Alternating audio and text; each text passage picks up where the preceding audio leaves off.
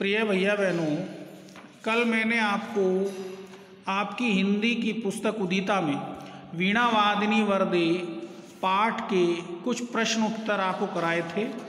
आज मैं वीणा वादिनी वरदे पाठ के भाषा की बात की कुछ क्वेश्चन आपको करा रहा हूँ, कृपया ध्यान दीजिए और अपने कॉपी में कीजिए। भाषा की बात का पहला प्रश्न है, कविता में आए हुए तुकान शब्दों की सूची बनाइए। तो जो कविता में तुकान शब्द आए हुए हैं उनकी सूची हमें बनानी है, जैसे वरदे, भर दे। इसके बाद दो और हैं, कर दे, स्वर दे। तो ये आप पूरा कर लीजिए। दूसरा है, दो शब्दों के मेल से बनने वाला शब्द समास कहलाता है। वीणा वादिनी का अर्थ है वीणा को बजाने वाली, अर्थात सरस्वती। यह बहुब्रीहि समास का उदाहरण है। इसी प्रकार गजानन, पीताम्बर, चतुरानन शब्दों में भी बहुब्रीहि समास है, इनका विग्रह कीजिए। तो इसे करने के लिए सबसे पहले हम लेंगे गजानन को। गजानन जो समास है, इसका समास विग्रह हो जाएगा, गज है मुख जिसका, अर्थात श्री गणेश जी। ये बहुब्रीहि समास का उदाहरण है। दूसरा है पीताम्बर। पीताम्बर में जो समास विग्रह है, पीला है वस्त्र जिसका, अर्थात श्री कृष्ण। ये बहुब्रीहि समास का उदाहरण है।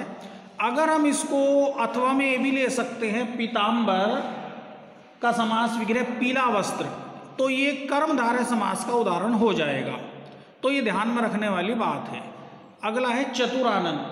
चतुरानन का जो समास विग्रह है वो है चार है मुख जिसके, अर्थात ब्रह्मा जी। तो ये भी बहुब्रीहि समास का उदाहरण है। तो ये आपको अपनी कॉपी में बड़े ध्यानपूर्वक करना है। तीसरा प्रश्न है, नवगति में नव गुणवाचक विशेषण है। यह गति शब्द की विशेषता कहलाता है। कविता में नव अन्य किन शब्दों के विशेषण के रूप में आया है, लिखिए। तो ये चार शब्द इन्होंने नीचे दिए हैं, अमृत, बादल, नभ और पक्षी। हम इनके आगे भी ऐसे ही लगा देना है। अमृत के आगे आएगा नव अमृत, बादल के आगे आएगा नव जलद, नभ के आगे आएगा नव नभ और पक्षी के आगे आएगा नव विहग।